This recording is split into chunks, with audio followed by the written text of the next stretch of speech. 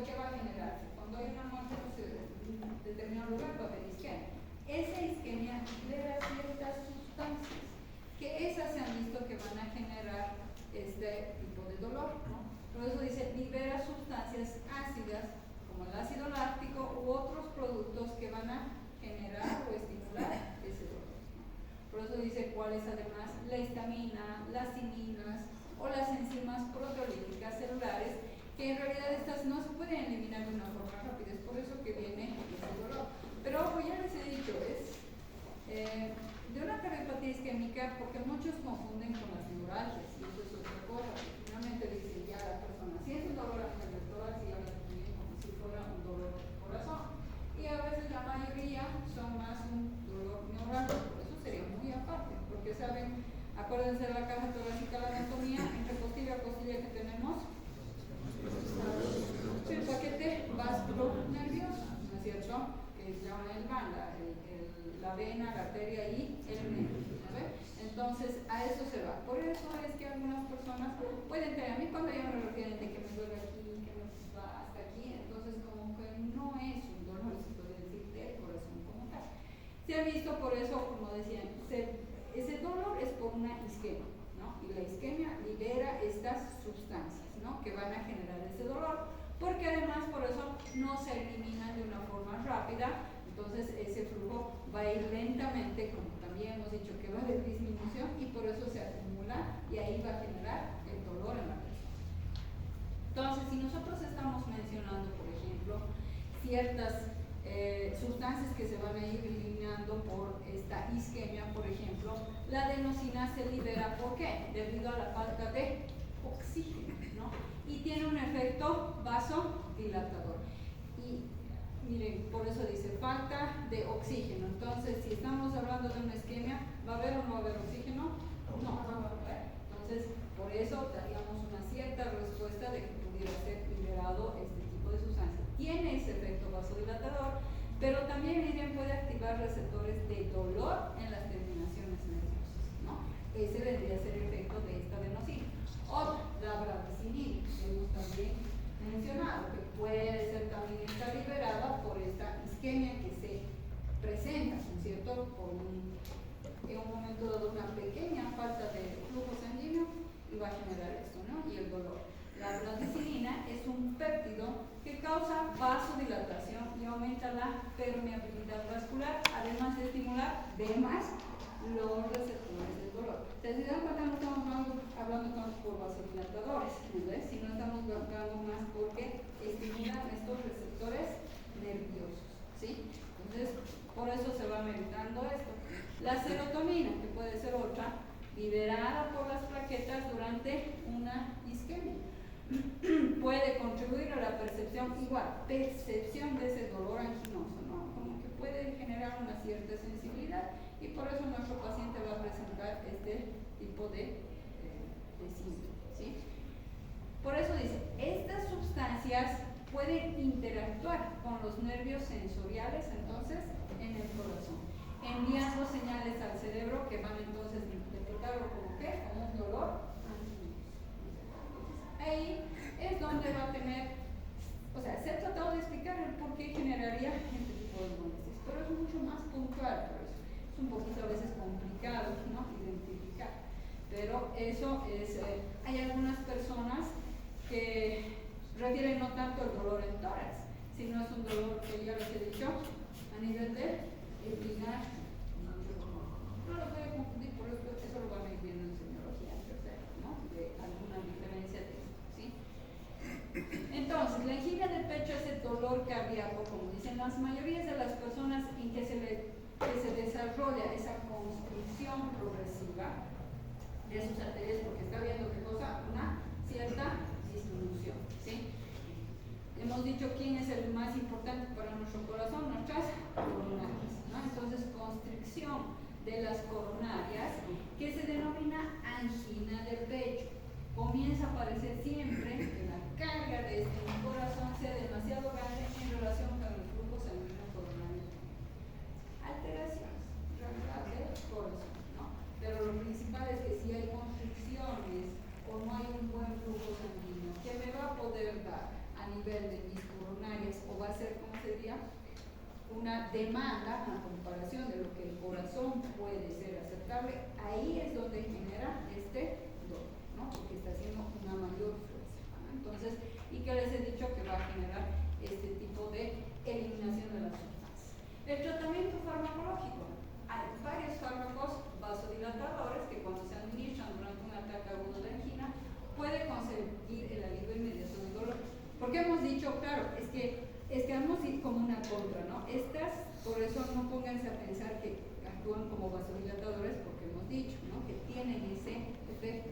Pero aquí, cuando son liberadas en esta parte, lo que hacen más es el efecto de estimulación de estos receptores nerviosos para generar ese dolor. Que evidentemente hemos dicho secundario ¿a qué? A una isquemia. Entonces, para evitar mayor isquemia, ¿qué tengo que hacer? Porque la isquemia, ¿qué es? Una disminución de ese flujo. ¿Qué tengo que hacer? Aumentar, ¿no es cierto? Entonces, por eso se dice, voy a tratar de vasodilatar un poco más. Como ahorita no tengo la suficiente cantidad de sangre, voy a ir aumentando, ¿no es cierto?, ese diámetro de mis vasos sanguíneos para que pueda empujar o ayudar mayor flujo sanguíneo, ¿no? Entonces, y no me voy a meter tan específico porque dependiendo de la patología cardíaca ya hacen otro tipo de tratamientos, ¿no? Simplemente lo que ustedes tienen que ver es de que si el paciente puede estar teniendo algún tipo de dolor, ¿qué es lo que sabemos fisiológicamente que puede generar? Ya en la parte del examen físico ya tendrían que ver qué pensar en qué examen les voy a pedir para saber si realmente es un problema cardíaco el que tiene que tener, ¿no ve? ¿Cuál vendría a ser el primer examen complementario? Angiograma. No, uno más básico. Sangre. Para ver si el corazón está funcionando bien. Un electrocardiograma, ¿sí? Porque, ojo, el ecocardiograma es cuando como que yo veo que mi paciente, voy a decirlo, sale normal mi electro, pero como que el paciente como que a veces escuchamos unas extrasístoles y no me ha podido, ¿no? Puede decir, registrar ese electro.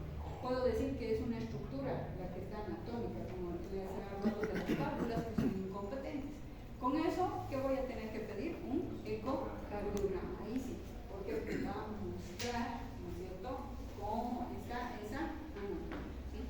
Como ayer me tocó una paciente que ha venido, más ella refería un dolor, pero yo la veía medio diaforética y la veía pálida y decir, me duele aquí, y bueno, decían que era un problema de su vesícula, ¿no? Entonces, que ya le habían tenido en un hospital y le habían dicho que le van a programar recién con Sodexus la próxima semana. Y dicen, no, nos vamos a ir a otro lado. Pero yo no lo veía tan compensada. O sea, decía, no es un tanto, vamos a calmar ese dolor y vamos a ver. Y no, estaba haciendo una fibrilación auricular. ¿No? Entonces, tenía una patología cardíaca. ¿No ve? Entonces, ya de por sí uno se da cuenta, porque estaba más médica, y ahí vamos viendo que quizá le estaba más irradiando dolor en el pigacho más por una patología cardíaca que está aquí, ¿no? Entonces eso es lo que hay que ir viendo. Pero eso es sobre todo lo que hablamos en todo esto de la parte de microcirculación. ¿Lograron arreglar ese reloj?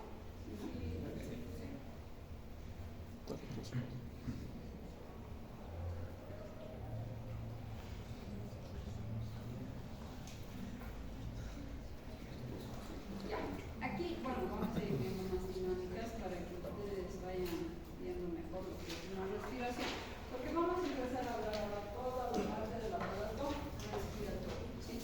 Ya hemos hablado de la parte vascular y que vemos que es importante. ¿Cuál es mi músculo importante para la respiración? Que tenemos otros que nos van a ayudar, ¿no? Pero este es el principal. Entonces, si nosotros vamos a empezar a hablar sobre la respiración, primero, la función principal que nosotros normalmente tenemos como respiración, ¿qué es? ¿Qué tengo que dar? ¿Para qué yo respiro? Para oxigenar, ¿no es cierto?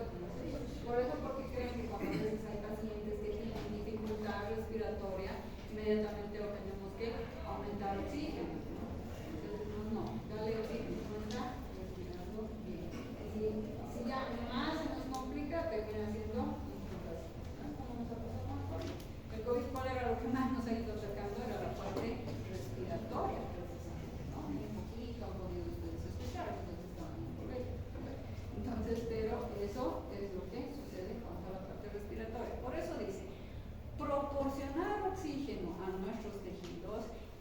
liberar el dióxido de carbono.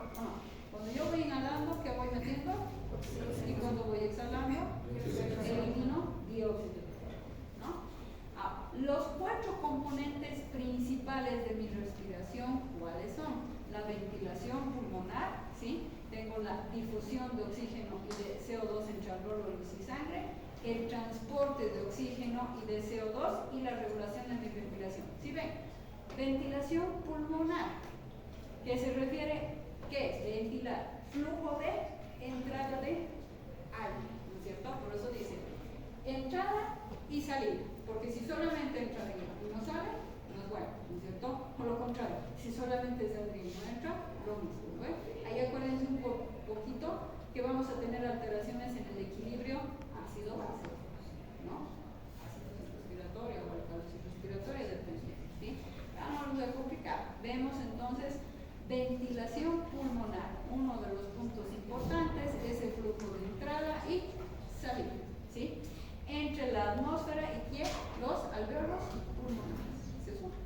El otro que les he dicho, lo mismo, difusión de oxígeno y de CO2 entre los alvéolos y la sangre.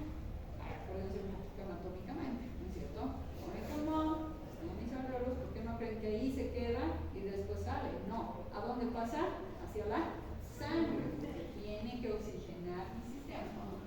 No es que entra del aire a mis pulmones y mis pulmones. No, va hacia la circulación. Por eso se acuerdan cuando decía parte de mala oxigenación puede ser problemas respiratorios, ¿no? A nivel de tejidos o de nuestro cuerpo en general.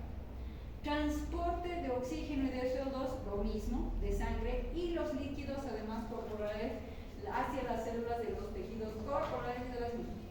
¿Qué quiero llegar? De que además por eso llega hasta toda la parte de nuestro sistema celular, sanguíneo, ¿no? Para podernos ayudar esa ventilación, esa oxigenación que necesita nuestro cuerpo. Y regulación de la ventilación y otras facetas de la respiración que vamos a ir viendo normalmente. Ahora, la mecánica de mi ventilación pulmonar. Músculos que causan expansión y contracción, lo que les decía. Hemos hablado de cuál es el principal, el diafragma, ¿sí? Pero tenemos otros que nos hacen una expansión y una contracción además, ¿no es cierto? Los pulmones se pueden expandir y contraer de 2 maneras. Mediante el movimiento hacia abajo y hacia arriba de ¿quién? Del diafragma, es lo que estamos viendo. Y mediante la elevación y el descenso de ¿quién? Por eso dicen caja torácica de mis costillas, para aumentar y reducir el diámetro antero-posterior de mi cavidad torácica. Los pulmones son como unos globos, ¿sí? Cuando yo echo esto, echo un suspiro, ¿no? ¿Es por qué? ¿Por qué creen que se genera el famoso suspiro? Por una necesidad.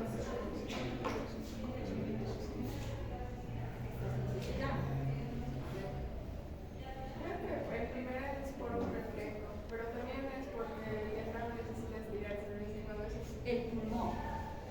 Claro.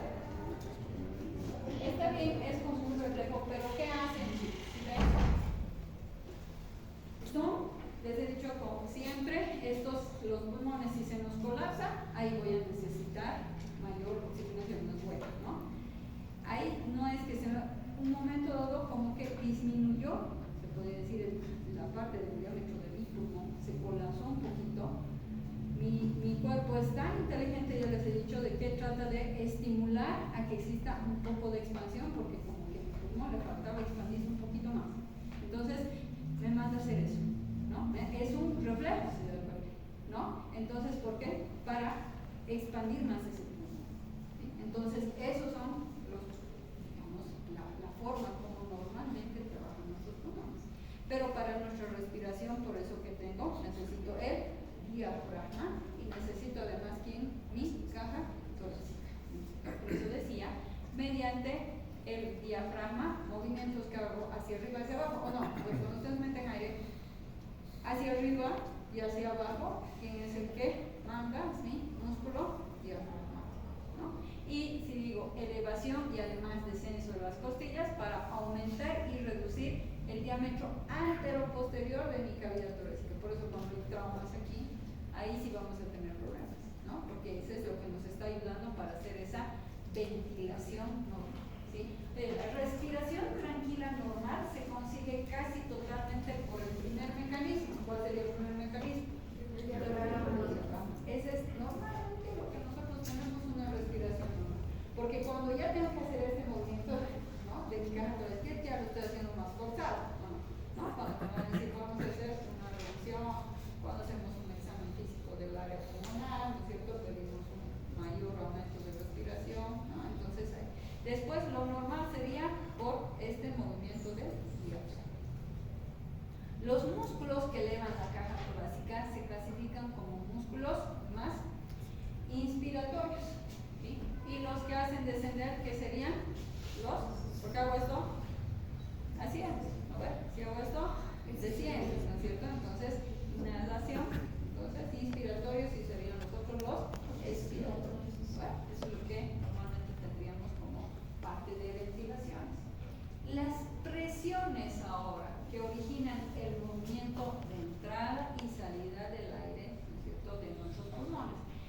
Como les decía, el pulmón que es una estructura elástica que se colapsa como un globo. Por eso les decía, imagínense como un globo, son dos globitos, ¿no?, que es elástica, que está, por eso cuando se colapsa es porque disminuyó, ¿no?, por cualquier tipo de causa, ¿sí? Hoy lo que queremos es que se nos expanda, ¿no? Y normalmente hay un determinado tamaño en el cual se deben mantener estos pulmones. Expulsa el aire a través de la tráquea siempre que no haya ninguna fuerza que lo mantenga insuflado. Por eso les decía, o sea, una u otra nunca nos conviene. No acepta nuestro cuerpo los extremos, de hecho, ¿no? Mucho ni nada, ¿no? Es un punto neutro. Además, miren, no hay uniones entre el pulmón y las paredes, por si acaso, de la caja torácica, están así, ¿no ven? Ahí puede ser anatomía. Excepto en el punto en el que está suspendido, ¿de dónde? Del mediastino, ¿sí? Va a tener otras estructuras que le van a unir a la caja torácica, pero sí en la parte de nuestro mediastino. La sección media de la cavidad torácica, ¿qué hablaríamos entonces? ¿Cuál sería esa? El hilo, ¿sí? Entonces es lo que normalmente vemos.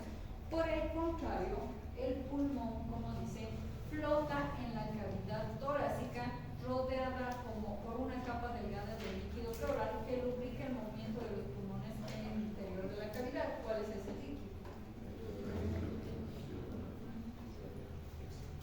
Eso es lo que normalmente nosotros tenemos, ¿sí? Entonces, ojo, pero hay presiones. ¿Ustedes creen que, se acuerdan? Hemos hablado de circulación, cuando hemos hablado de presiones. Mi caja torácica, mejor dicho, mi espacio pleural, ¿tiene presión negativa o positiva? Negativa. Y por eso cuando hay un trauma, les decía, una lesión, ¿no?, una herida, ¿qué pasa? Ahí hay un desequilibrio, ¿no?, por esa presión. Porque ¿qué ha ingresado? De afuera, ¿no?, el positivo. Y ahí me ha hecho una alteración. ¿Qué hace? Lo primero que hace el pulmón lesionado, se colapsa. Por eso es que cuando hace 2 o 3 semanas tuve un paciente en un sello pleural porque sí me hizo un neumotórax, lo que después tengo espontáneo. ¿Qué le he hecho de hacer ejercicio de fisioterapia? Le he dicho que te compren globos. Se le decía inflar globos, ¿no? Porque necesitaba que se expanda ese pulmón. Pero uno no está respondiendo también, que digamos, ¿no? Él ya tiene, parece, otras patologías, ¿no? Entonces, a eso es lo que vemos. Entonces, tenemos que tomar en cuenta que hay presiones, por eso dice presión pleural y los cambios que existen durante una respiración. Es la presión del líquido que está en el delgado espacio que hay entre la pleura pulmonar y la pleura de la cavidad torácica. Puede decir pleura si quieren decir la pleura varietal, ¿no?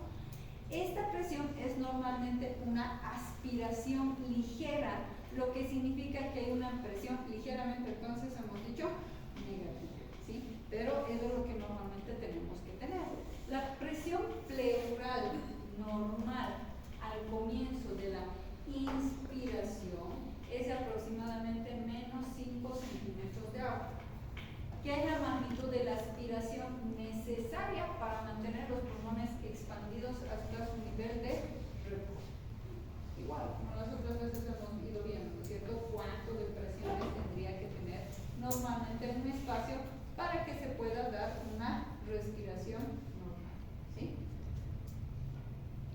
Durante la inspiración normal, la expansión de la caja torácica tira hacia dónde? Hacia fuera de los pulmones con más fuerza. Porque hemos dicho inhala y exhala. ¿Sí? Genera una presión más negativa, hasta un promedio de 7 menos, ¿no? 7.5 centímetros. Aquí quiero ligarlo con esto, por eso decía, hay diferentes presiones de acuerdo a la respiración, ¿no? Inhalación y exhalación. Sí es importante, por eso visto, ¿para qué? Hasta para una buena distribución después de oxígeno. Entonces cuando uno hace ejercicios, siempre dicen, ¿no ves? Tiene que ir inhalando y exhalando, ¿no? Para hacer ese buen flujo, porque no solamente el aire, el oxígeno me pasa donde hacia mi parte circulatoria, ¿no? Entonces eso es lo que necesitamos normalmente. Ahora, estoy hablando de diferentes presiones. Ahora hablo de una presión alveolar, presión del aire ahora en el interior de los alveolos. ¿Sabes dónde están mis alveolos? Cuando la glotis está abierta y no hay flujo de aire hacia el interior ni el exterior de los pulmones, las presiones en todas partes de toda la parte del árbol respiratorio que normalmente nosotros conocemos, hasta por eso sus alveolos son iguales a la presión atmosférica. ¿Sí? O sea, estoy diciendo cuando no hay un intercambio. ¿Sí? ¿Qué se considera que es la presión de referencia cero en las vías aéreas? Es decir, una presión de 0 centímetros. O sea, estamos viendo ahorita diferencias cómo están las presiones entre un lugar a otro lugar, cuando no existe este flujo. Pero ya has visto, cuando ya empieza la inhalación, ya cambia, ¿o no? Cuando se da la exhalación, lo mismo, ¿no? Entonces, son diferentes presiones que tenemos en diferentes lugares de nuestro árbol respiratorio. Para que se produzca un movimiento de entrada de aire hacia nuestros alveolos durante la inspiración, la presión de nuestros alveolos debe disminuir hasta un valor ligeramente inferior para que se produzca esa entrada. Para que pueda entrar el aire hacia la parte de nuestros alveolos, tienen que disminuir su presión alveolar. ¿Sí? Atmosférica, como dice, interior a la presión, debajo de 0, o sea, menos. Por eso les decía, ¿en cuánto tienen que ponerse normalmente? En negativo, en una presión negativa. ¿Sí? Esta ligera presión negativa es suficiente para arrastrar, miren, 0,5 litros de aire hacia los pulmones en los 2 segundos necesarios para una inspiración tranquila normal. Vamos a volver a ver, como cuando hemos estado hablando de contracciones, ¿no es cierto? Los transportes, que tan solo para hacer esto hay un sinfín de transporte, de movimientos, de electrolitos, de nuestras mismas cadenas, cómo se hacen para hacer estos movimientos. Lo mismo vamos a ver en la parte respiratoria. Para entrada, para inhalación, para exhalación, ¿no es cierto?, de aire, hay varios mecanismos para que se pueda dar este tipo de trabajo. ¿Sí? Eso es lo que estamos viendo, sus diferentes presiones que se tienen que colocar para que se pueda dar este intercambio de oxígeno. Evidentemente después vamos a ver qué es intercambio, porque ahorita estoy solamente viendo entrada y salida, ¿no? Pero después